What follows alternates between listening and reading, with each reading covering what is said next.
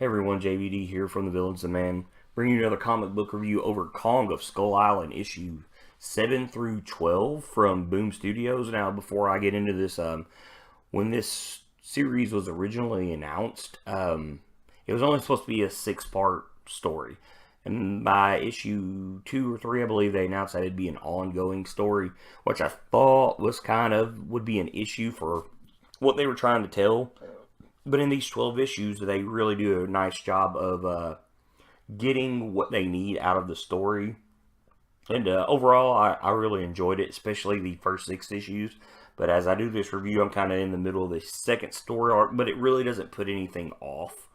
And it still continues to flow really, really well. So make sure you check out my review over the first 6 issues.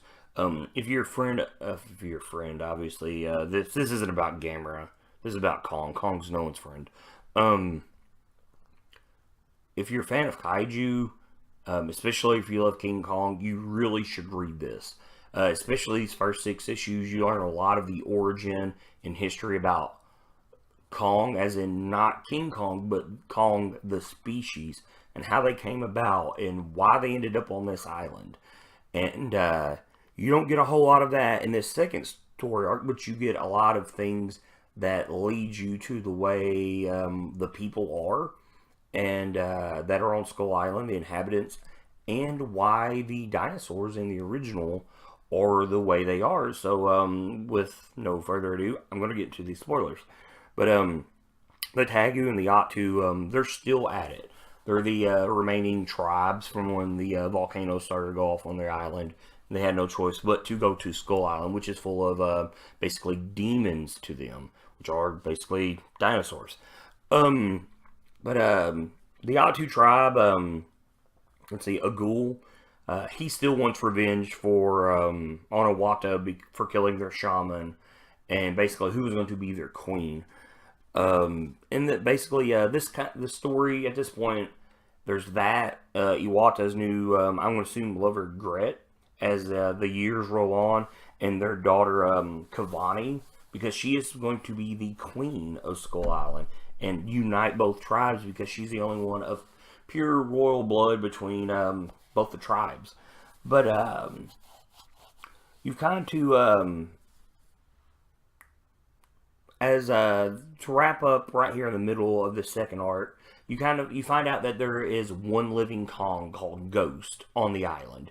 And you learn that long ago that they were coming to Skull Island and bringing the Kongs. And I'm going to assume it's more for supplies, because they were running out of supplies and whatnot, being isolated to these islands and such. And something drove the Kong crazy, and some of them had ran off into the jungle, and this one Kong survived. And it all starts when they find her child. And she's very scarred up, and she's mad. Much like you would think most of the dinosaurs are in the original King Kong from 1933. And Vala, the exile, Iwata's Kong, is protecting them from her. And where most of the Kong that they have are staying on the beach, Ewata lives outside the wall, outside the village. She has become their protector. And basically, they find this child Kong, and it winds up wanting to be with Vala. And Vala takes it to the wall so the people can have it to protect it. And it becomes just Kong. And it is the King Kong we all have come to know and love. And as the story goes on, and the battle between Vala and Ghost gets trapped in the mines, because they're finding all these caves and all these mines where they're bringing ore and creating metal. And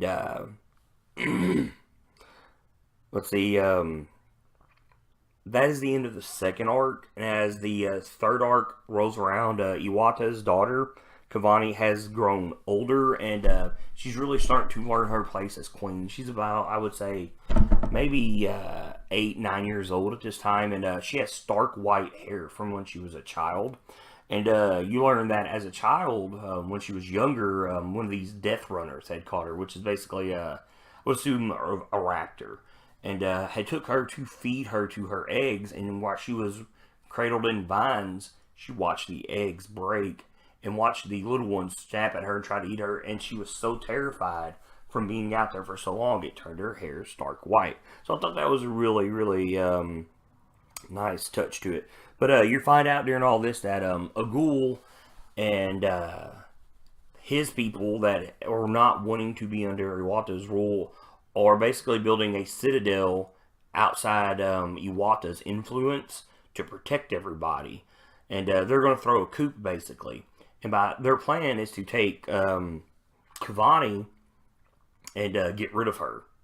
And they're going to sacrifice her. And it's much like the original Kong, where they have these stone pillars where they tie the girls up to. This is where this comes from. And at the end of the book, it's more prevalent as they're offering, their gifts to the gods of Skull Island at the end of this book. And they start to question, is the fruit and the food not enough? And then it kind of, you kind of think back where they try to sacrifice her, and that's where this comes from. And it's all basically built around this small Kong, this baby Kong that they're wanting to get rid of because the Kong are evil. And they've seen that the Kong, what they've done when they come to the island and how they would run rampant. And a ghoul and his people, they want to be rid of them. And also this child. So they turn on Gret, who's basically kind of the record keeper. And he's got all the mixtures the Kong trainers have had throughout their history. And basically, they're going to use one to drive the Kong mad. And that way the people would realize that, the Kong are bad for them. And basically, they're setting up traps for these Kong to kill them, knowing they're going to drive them wild. And it goes completely bad for them. As they're going to take this Kong control powder that the trainers have always used, and it's going to drive them mad. They put them into the tunnels, thinking that the tunnels and the wind current in there will blow it to the shore where they keep the Kong at.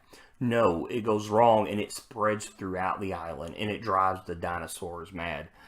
And basically, this is the reason in the original Kong 1933 that the dinosaurs, the Stegosaurus charges the crew of the Venture, the Brontosaurus eats one of them, because they're herbivores. They're more gentle dinosaurs, especially if you watch Jurassic Park, which surely you have. That movie is like 25 years old by now. But they're very unlike what you would think these dinosaurs are and what they're portrayed in movies, and they're mad. And back then, that might have not been known about the dinosaurs. They're supposed to be savage beasts. But this is the reason by James Asmus, I think, is the guy that wrote this. And I even asked him on Twitter about that. He said, yeah, that was my way of explaining to the audience why the dinosaurs in the beginning of the 1933 movie ate the crew of the Ventures like they did. It was very unlike them, and it's all due to this powder. And if you're, by some chance, if you're listening to this, thanks for answering that question. I was trying to pick his brain with some more questions, but he never got around to it. But yeah, he said that is the reason why the dinosaurs in the beginning of the movie were mad, and it was due to this. This was his way of explaining that. Now, the Cooper family, who owns the rights to Kong, this is official, so technically his story here would be the official reason why the dinosaurs are mad on the island in that movie, and it's all due to this Kong powder gone wrong. So I thought that was really neat, and it's very simple. It's not over dramatic. There's not a lot of science, not of kaiju-ish science. It's something very simple. It's just the revenge and hatred gone wrong. So I thought that was really cool. Basically, the Kong, Gret winds up through this treachery, realizing they're wrong. He winds up flooding a lot of it out of the tunnel and saving the Kong. Ghost comes back during all this, and the Death Runners follow her.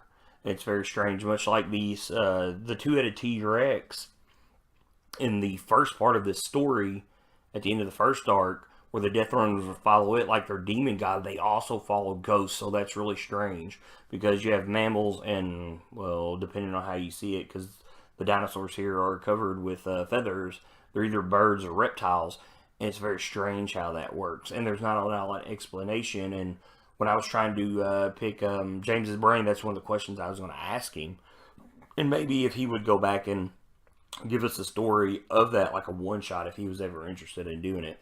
Because, they follow ghosts like their god, much like they did this two-headed demonic Tyrannosaurus Rex thing from the first story arc. But eventually, the day is saved by the Kong. Ghost winds up. I don't remember if they kill Ghost or she flees, but Vala reigns supreme, and the baby Kong, who becomes King Kong, gets saved, and basically the Ewata and the Atu have to come to terms, and there has to be peace. And Cavani basically winds up taking her throne. Now, something that's really interesting about this, and if you learn anything about the Kong mythos, is Kong loves women, blondes, and you kind of get the reason why here, because as a child he's handed off to Cavani, and much like a dog, he takes to the child, and unlike everybody else, within the Atu and the Tagu tribes, she does not have black hair. Her hair is white. So it's almost like that is what that's what makes her so different, and that's why you could say that they take Anne in the Kong movies to sacrifice her, because her hair reminds the tribe as Cavani, who I would assume is dead at the time of the original Kong movie. So that's really interesting, because maybe this was the tribe's way of trying to appease Kong, who is now outside the wall by the time the movie starts, and to appease their god is to give them a girl who reminds them of Cavani, hoping that this would bring peace between them and Kong. Now, we don't get any reason why Kong has become outside of the wall at this time. There's a one-shot with this now, and I'm going to read this. Maybe that's where the explanation of how King Kong gets on the other side of the wall after being a child. I'm curious to see what happens to Cavani, and maybe that's what sets Kong off to be the way that he is. So, yeah, this was really good. All 12 issues, please, if you're a fan of Kaiju, if you're a fan of Kong, find these. Read these, because there's all these things that lead up to the King Kong movie that will give you an idea of why things are the way they are. So I can't express enough how much I like the story. And I was really worried about it at first, but no, it's really great. I don't have the last couple issues of this run, but I'm definitely going to go pick them up now. And now I'll probably get them for $1. Hey, everybody loves getting comics for $1.